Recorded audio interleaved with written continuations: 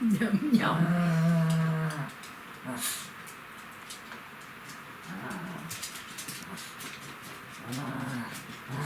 Рич, Сёма хочет быть звездой Ютуба, а ты ему мешаешь.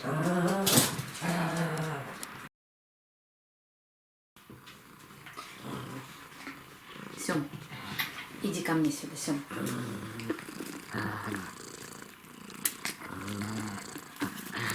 Сёма, Сём, давай не к папе, иди ко мне. Сём, иди сюда. Иди ко мне, ты умница. Ложись, ложись здесь, ложись. Ложись. Да, мой трактор, ложись. Давай ты ляжешь и не будешь ходить. Ложись рядом со мной и лежи. Ну, хорошо, будешь смотреть на меня, я согласна. Вот умница.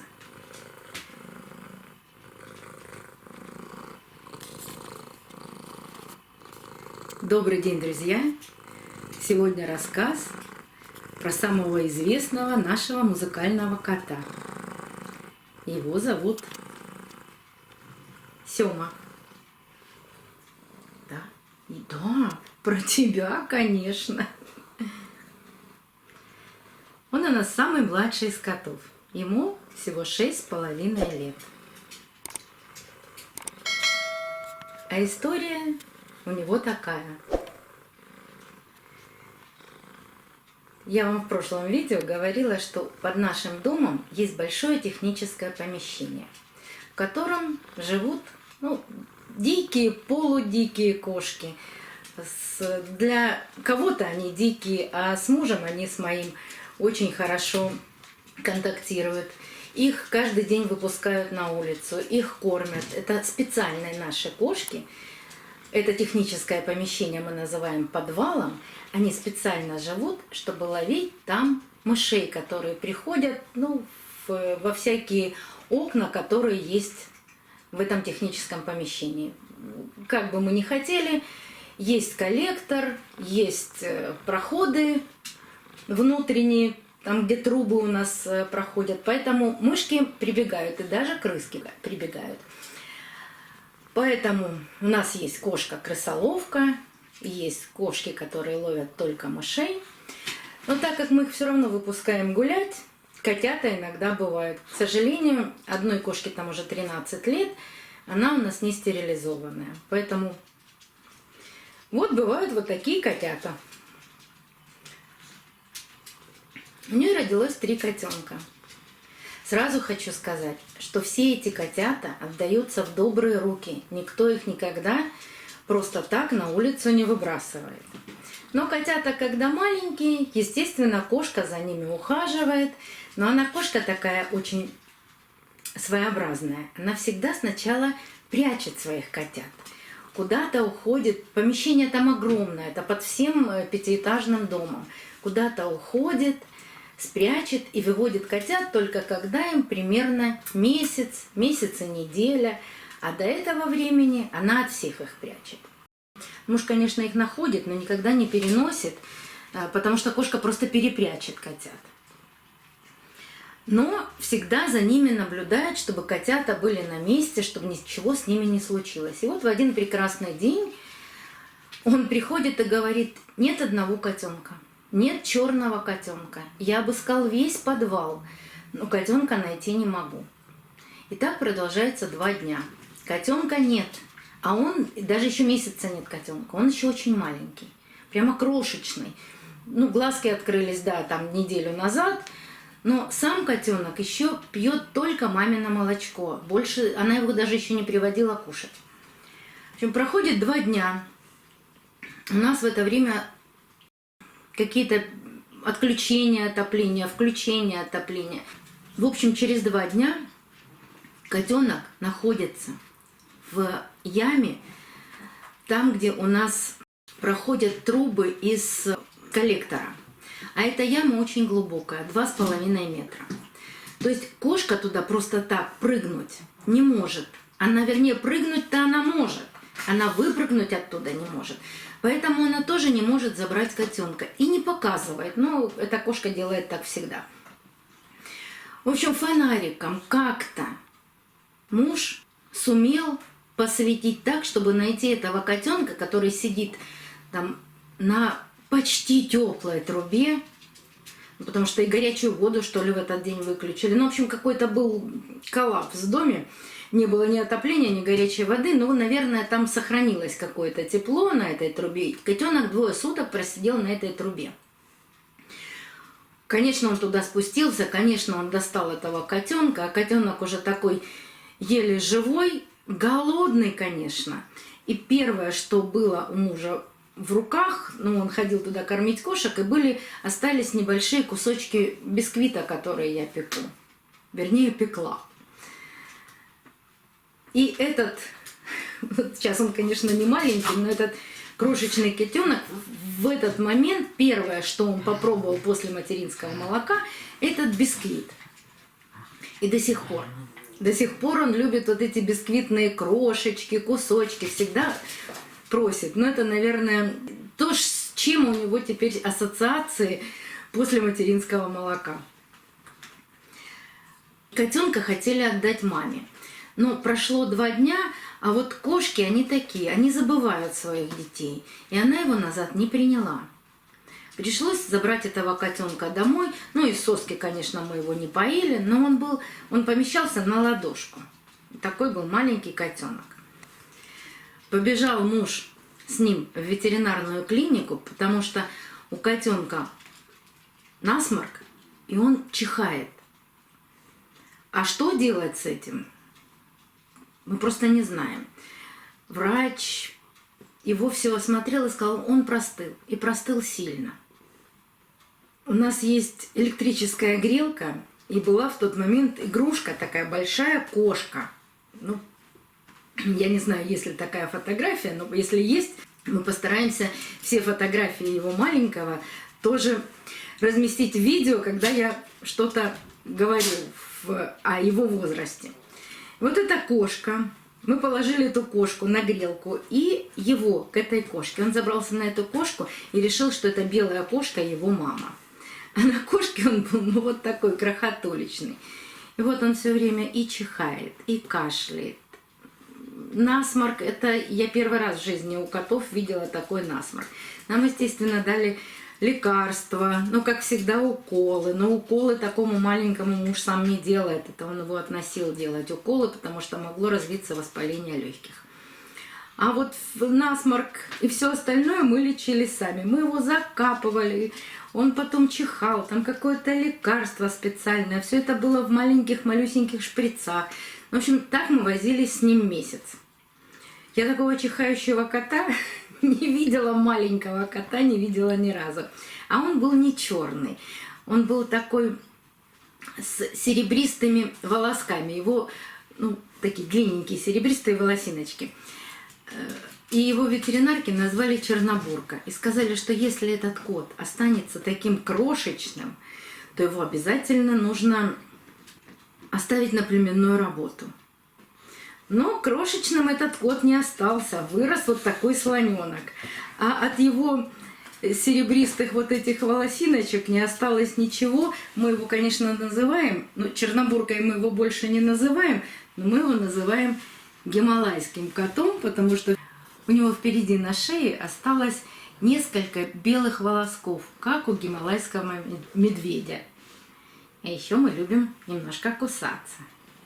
Спать мы любим, высунув язык. Но за 2 месяца мы вылечили его. И насморк, и кашель. Все мы с ним вылечили. Он начал потихонечку расти таким добрым, ласковым, маленьким котенком. У нас с ним, ну, мы некоторых котов называем папин кот, а это мамин кот. Потому что он все время ложился ко мне, у меня был небольшой такой компьютер, он все время ложился на компьютер ко мне, все время приходил И утром ко мне, и вечером, и умываться мы с ним вместе ходили. У нас тоже есть свои ритуалы. Он никогда не ложится спать, не подойдя ко мне и не полежав у меня минут 5 рядом со мной на моей руке. Я должна специально положить руку, чтобы он положил на нее голову. Он полежит, помурчит мне и тогда уходит спать на свое место. Это единственный кот, которого я могу позвать, но кис-кис у нас не знает ни один кот. На кис-кис никто не отзывается.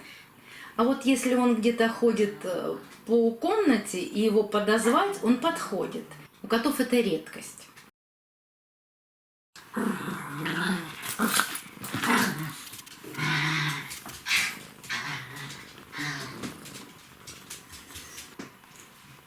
Иди ко мне сюда, поближе, иди ко мне. Я же про тебя рассказываю. Иди ко мне. Иди, мой хороший. Не хочешь смотреть в камеру? Ох, какой ты хитрый. И все бы было хорошо. Но через 1,5 года у него внезапно заболели глаза. Причем заболели так резко, глаза закрылись. Вич, ну, или иди на руки. Ты мешаешь просто. Я понимаю, что ты хочешь играть, но ты мешаешь. Причем это случилось очень быстро. Конечно, опять ветеринарная клиника, кошачий офтальмолог. И от чего это произошло? Это было не механическое повреждение. Последствия ли это было переохлаждение или нет, мы не знаем. Никто не смог определить этого. У него стала образовываться такая белая пленка на глазу, и он начал терять зрение. Ну и все сопутствующее, примерно как конъюнктивит это проходило. Офтальмолог сказал, нужна операция. Или мы пытаемся сделать операцию, чтобы спасти глаз, или мы удаляем глаз. Но спасти глаз – это не одна операция, и не из дешевых, и сложных. И получится или нет, никто нам не дает никакой гарантии. В конечном итоге у нас получилось 3 операции. Мы не решились удалять коту глаз, но вот в этом воротнике, который надевают после операции, он у нас проходил, наверное, месяца 2 и даже 3. Потому что после операции у котов, по-моему, у животных есть 2 веко. Вот 2 веко зашивается, то есть глаз кажется открытым, но он его не может не закрыть, а по сути он зашитый. Вот с этим зашитым глазом, чтобы не разорвать его, почесав когтями, не разорвать этот маленький шовчик, ему приходилось ходить в этом воротнике. Он, конечно, был смешной, но, во-первых, один глаз не видит. Во-вторых, этот воротник, которым он тыкался везде, и везде он ему мешал, но он приспособился.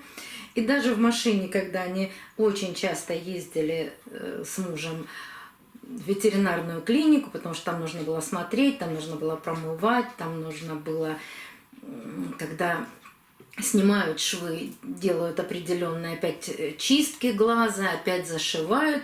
Он очень интересно устраивался в машине на партпризе и спокойно ехал. В общем, это тоже он все пережил. Потом долгое восстановление. Причем восстановление, как оказалось, лекарствами, которые используются в лечении глаукомы у людей. Не хотел этого делать ужасно, потому что нужно было его переворачивать, закладывать его туда мазь, закрывать этот глаз, там, чтобы мазь эта прошла вся по всему глазу, чтобы, в общем, мороки с ним было очень много. И до сих пор мы всегда держим в холодильнике одну мазь, которую, если вдруг, потому что вылечить это до конца невозможно. И у него иногда подтекает один глаз. Но если вдруг он начинает его щурить, и видно, что что-то, какие-то воспаления происходят, мы обязательно ему сразу лечим, 2-3 раза намазали, и все проходит. А так Это добрый, очень хороший кот, но очень своеобразный. С кем-то он дружит, с кем-то он играет. Но с Юлей, как всегда, дружат все. С Демой у них вооруженный нейтралитет. Они друг от друга проходят на полметра, не задевая друг друга. Очень разговорчивый. Он не только может лежать и мурлыкать в камеру, он еще очень любит говорить. И не как все коты, не мяу-мяу, а именно его разговор такой интересный. Но обычно это происходит, когда все ложатся спать. Ему хочется минут 5-10. Он сначала приходит ко мне попрощаться, а потом идет и разговаривает со всей квартирой. Что он уж там видит и слышит, я не знаю. Речь, но ты мешаешь. Но поговорить он очень любит. Ну вот.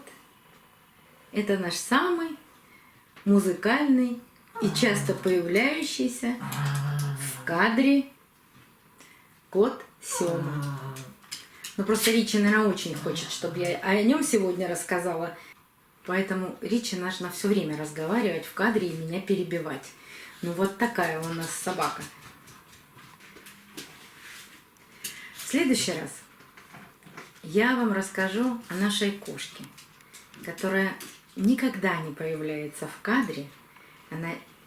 Это выше ее сил, ее королевской крови.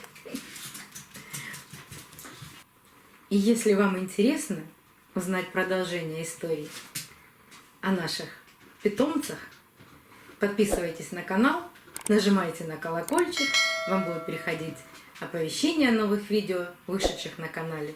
Но о цветах я тоже обязательно буду рассказывать. О своих орхидеях. До новых встреч. Увидимся на канале.